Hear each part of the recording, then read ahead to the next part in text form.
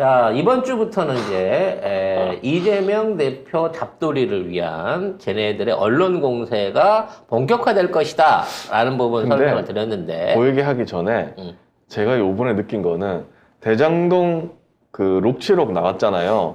대장동 기사가 없어졌습니다. 그렇지. 왜냐면 파도 지금 지네 식구들만 나오고 쌍방으로 넘어갔어. 네, 쌍방울로 갈아타기를 하고 있는데 갈아탄 첫 시점에 쌍방울 회장, 김성태 회장의 증언이 전 회장. 너무나 세게 나와버려가지고 지금 언론이 매우 당황을 하고 있습니다. 네, 김성태 전 회장이 화요일, 그러니까 내일 아침에 자진 귀국해서 형식으로 한국으로 들어올 예정인데요. 이에 대해서 검찰 압박에 한국으로 들어가기로 결심했다, 이렇게 말을 했습니다. 그리고 이재명 당시 경기지사의 변호사비 대납 의혹과 관련해서는 만날 만한 계기도 없고 만날 만한 이유도 없는데 내가 왜 그 사람을 만나냐면서 전화통화도 한 적이 없다고 주장했습니다. 근데 생각해보세요, 여러분. 남욱도 들어올 때 JTBC 인터뷰 했어요. 아우, 정말 12년을 했는데, 아우, 징글징글하다, 뭐 이런 식으로. 씨알도 안 먹힌다 씨알도 안 그랬지. 먹힌다 얘기했는데, 에휴. 그러니까, 김성태가 지금 들어올 땐 이렇게 인터뷰하죠. 나중엔 또 어떻게 바뀔지 몰라요. 근데 들어오는 이유가 가족들 환경이 너무 안 좋대.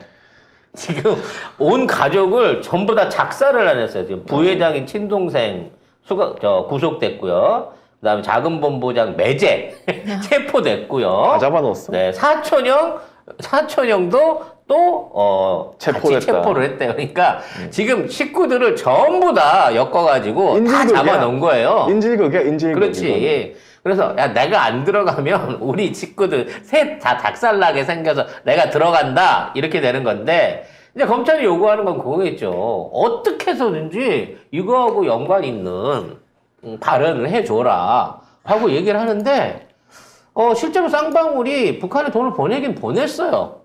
하지만 자기 개인 돈 줬다고 김성태 회장은 주장하고 있는 거고요. 그리고 사업하는 사람들 다 그런 식으로 한다. 근데 난 심지어 난 개인 돈 줬어. 내가 내 돈 떼였어. 그게 뭔 문제야. 그랬더니 이제 물론 KBS 김원장 기자가 이렇게 얘기를 했어요. 그렇게 개인적으로 돈 준 것도 외환법 위반입니다. 그랬더니 그럼 내가 그것과 관련해서 처벌 받겠다. 근데 그래서- 지금, 그래서 당시에 뭐 단둥과 심양에 한국 기업 나가 있었으니까 왜냐면 쌍방울이 그 당시에 그 심양에서 큰 사업 하려고 그러니까 그 전에 있었던 다른 회사의 사업을 인계받으려고 노력을 많이 하고 있었거든요. 대북 사업도 벌리려고 했었고 그리고 아마 당시에 북한 쪽 공단 그러니까 신의주 공단 이쪽에 입주하려고 그때 뭔 얘기가 있다라고 하는 것도 제가 잠깐 들은 기억이 나거든요.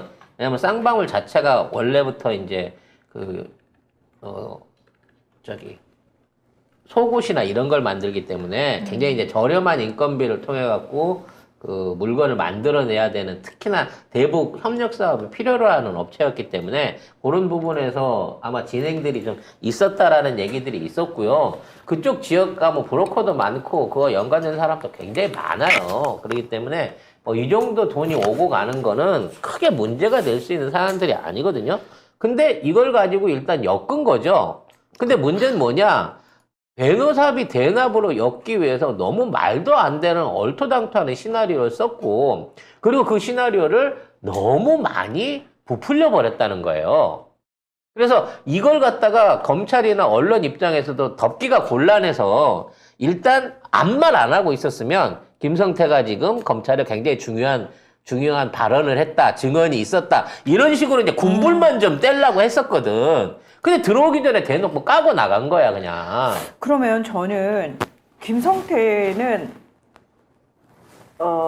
제가 봤을 때 미리 변호인단하고 뭔가를 조율을 하고 들어왔을까요? 아니면은 진짜 작정하고 들어온 걸까요? 쌍방울 입장에서는 지금 주가가 오르고 있습니다. 김성태 회장이 들어온다고 얘기를 하니까. 이게 오너 리스크가 떨어지게 되는 거죠. 쌍방울 자체가 사실은 좀 그렇게 도덕적인 기업으로 보긴 힘들어요. 아니, 기업들 자체가, 대기업들 자체가 도덕적인 근데 특히나 특히나 양아치인 게 최근 5년 들어서 크게 사기를 2건을 해먹었습니다. 한 건은 뭐냐면 쌍용 자동차 인수한다 그래갖고 주가 조작 가까운 그 혐의를 해갖고 일단 한번 걸려 있고요. 한번 난리 났었지. 네. 그때. 그 다음에 뭘 했냐면 마스크 한다 그래갖고 코로나 기간 동안에 마스크 해갖고 3조 원 매출한다 그래가지고 제 일거리를 뺏어간 데가 쌍방울이거든요. 여러분 제가 기억하시는 분은 아시겠지만 아유. 제가 3조 원짜리 신용장으로 국내 업체 알아보러 다닌다고 여러분한테 했을 때 와, 나 그 악몽. 와, 나한테. 문하나. 이거 500억이야. 나한테 얼마 준다고. 대참 그러지 마세요라고 분명히 얘기했거든요, 제가. 쌍방울도 눈탱이 맞았어요. 그러니까 뭐 상관은 없지만 어찌 됐거나 마스크 해가지고 또 돈 좀 꽤나 차액 꽤나 챙기는 회사가 또 쌍방울이거든요. 그렇기 때문에 여기는 정상적인 상황에서도 검찰 수사나 아무튼 뭐 세무조사나 이걸 피할 수가 없는 기업입니다. 그렇기 때문에 검찰한테 약점이 많은 기업이거든요. 그러니까 이런 기업인 경우에는 시키는 대로 말을 들어야 되는 거예요. 그렇죠. 근데 그게 만일에 지금 윤석열 정권이 탄탄하거나 지지율이 높거나 대장동이 정말 잘 엮여 들어가가지고 야 이거 해도 이거 검찰이 만들어내겠구나 싶으면 협조를 하죠. 근데 김성태 입장에서는 지금 이게 정치적인 것까지 엮여서 들어가게 되면 더 힘들겠구나라고 생각을 하고 있는 거고요. 그리고 김성태는 믿는 구석이 있는 겁니다. 개인 후원금으로 국민의힘 국회의원들을 비롯한 아마 그쪽 당에 있는 사람들을 엄청나게 많이 후원했거든요. 근데 뒷돈도 꽤 줬을 거예요. 그 뒷돈 주고도 결국 자살하고 억울하게 물리신 분 계시잖아요. 많지. 자살 실패할 수도 있었는데 아무튼 김성태는 그걸 믿고 있기 때문에 검찰이 나를 쉽게 못 건들 것이고 여기서 정치적인 것까지 끼어 들어가면 왜 이게 정치적인 쪽으로 해갖고 이게 엮여 들어가면 자칫하면 멸문지화를 당해요. 지금 있는 상황에서 걸리면 경제사범입니다. 근데 뇌물죄나 정치사범으로 엮여 들어가면 이게 오히려 더 기업인들 입장에서는 더 심한 타격을 받을 수 있거든요. 그래서 나는 그냥 나 지금 오픈돼 있는 거에 하려갖고 이 처벌 받으면 변호사도 그랬을 거예요. 금액도 작고. 그리고 기업 행위이기 때문에 크게 회장님이 책임질 거 없습니다. 하지만 정치 쪽으로 가면 이게 뇌물죄나 뭐 이런 걸로 넘어가게 되면 더 곤란합니다라고 똑똑한 변호사 같은 충고를 해줬을 거예요.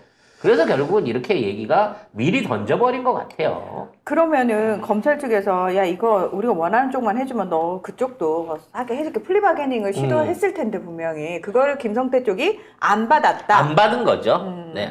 그게 아니면 이렇게 잡히기도 2달 전부터 이 얘기 떠돌았거든요. 팩트가 있는데도. 근데 그 얘기를 해놓을 수 있었던 거는 김성태가 이쪽에 유리한 자백을 해줄 거라고 믿었던 거란 말이지. 근데 문제는 검찰이 돈을 보장해주질 못한다는 거예요. 금전적인 손실을 못 보장해준다는 거지. 아니 근데 이게 말이 안 되는 게 20억이 M&A로 이미 판명이 났는데 옛날에 판명이 났는데 그걸 변호사비 대납이라고 하면 어떡하나. 그리고 변호사비 실질적으로 대납했다고 하는 1,200만 원이에요. 20억이라는 금액하고도 그 소용이 없는 거야. 그리고 그것도 민변에서 해갖고 500엔가 깎아줬다고 그러더만 결과적으로. 또 깎았어요 그걸. 아니 그 다 못 받은 거지 민변도. 그래서 그 아는 변호사들끼리 해갖고 해주느라고 그 1,200도 다 못 받았다고 알고 있거든요. 어찌 됐거나 1,200밖에 안 되는데다 20억을 갖다 끌어 넣어가지고 그게 대납된 돈 중에 일부를 거기서 하기 위해서 했다라고 말도 안 되는 그림을 짰단 말이지. 그 뭐 지금 나오는 막 쌍방울 갑자기 대장동 싹 없어지고 쌍방울 보도 나오면서 뭐 이재명 측근들이 막 거기 가 있다 막 이런 식으로 했잖아요. 근데 이게 시사저널 작년 8월에 이미 이런 단독 기사가 났습니다. 쌍방울 그룹에 검찰 출신만 10명 근무했대. 믿는 구석이 있다니까요. 2년 동안 2020년부터 22년까지만 해도 이 10명 검찰 출신만 10명 근무했어요. 그 전에는 근데 어떻게 쟤들이 했으면. 쌩깔 경우가 야 안 되겠다 우리 발 빼자 이러고는 쌩깔 수도 있잖아. 물론 쌩깔 수도 있죠. 근데 얘네들 입장에서는 회사를 지켜야 더 많은 게 남잖아. 쌩까면 남는 게 뭐 있어? 그냥 직장 날리는 거지. 그렇기 때문에 얘네들도 어떻게든 회장님 이하 그룹을 살려내기 위해, 지켜내기 위해서 나름대로 로비를 할 거고, 이런 결정을, 그러니까 대놓고 드받으려고 하는 게 한동훈의 위세가 예전 같지 않다. 검찰에 대한 어떤 위세가, 영향력이 예전 같지 않다는 또 반증일 수도 있는 거예요. 한동훈이 조용하네, 그러고 보니까. 너무 조용하죠. 지금 잠잠해졌잖아. 지금 저희가 설명을 했던 덜 탐사에서, 민을 얘기하지 않았습니까? 네, 이게 알고리즘을 타고 소리 소문 없이 거의 뭐 18만에 육박하도록 지금 조회수가 늘고 있거든요. 네. 결과적으로 걸려들었다는 거예요. 시간 타임으로 갖고 나 1시부터 3시 아닌데 요거 가지고 승부를 보려고 지들이 먼저 지뢰에다가 깠다가, 지뢰를 밟아버리는 바람에 지금 그 의혹 안에서는 아무런 말로는 못 내놓고 있잖아. 이거 어떻게 카바쳐야 될지 모르고 있잖아. 잠잠해지기만 기다리고 있다고. 근데 잠잠해지지 않는다는 거예요. 결과적으로 한동훈의 뭐랄까 정치적 생명이 끝나가고 있는 게 아닌가라는 생각이 듭니다. 뭐 끝난 거야. 뭐 그 전에 누구야? 천공. 천공이다. 없다. 택도 없고 뭐 이랬잖아요. 진짜 그 택도 없단 말 이후로 응. 계속해서 추락하고 있는 것 같아요. 그러니까 네. 신기가 있나 진짜? 천공. 아니 네. 천공 그러고 있을까? 아니 이렇게 얘기했으면 돈을 갖고 와야지. 이게 왜 돈을 안 갖고 오노? 끝까지 네. 버티겠죠. 가발을 쓰는 이유가 내가 다 있습니다. 가발을 벗을 수는 있어도 돈은 못 내놓는 거야. 가발을 벗을 수 수는 있어요? 없죠. 가발을 벗는 한이 있어도 네. 돈은 못 내놓는다는 깊은 각오가 있겠죠.